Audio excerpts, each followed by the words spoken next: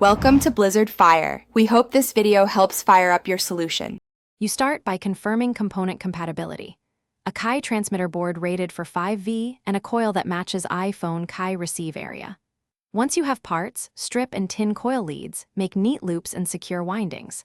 Then solder coil to the module pads, positive to TX plus and negative to TX, while holding flux to prevent bridges. Use short, direct traces. This reduces resistance and heat. Make sure to test continuity with a multimeter before applying power to avoid shorts. Once the coil is soldered, secure the transmitter board to a non-metal base and align the coil precisely under the charging surface. You then plug in 5V USB power and observe the module LED. It indicates when resonance and handshake are possible. Use a multimeter to confirm no excess current draw and check the transmitter output waveform if you can. If charging is weak, slightly shift the coil or add a small ferrite backing to concentrate the field.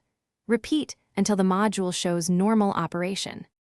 You finish by permanently mounting the coil and board inside a non-metal enclosure, plastic or wood, keeping the coil less than 4 mm from the top surface for reliable coupling. Once enclosed, place your iPhone, remove any thick case or magnetic accessories, and watch for the charging icon. That confirms success.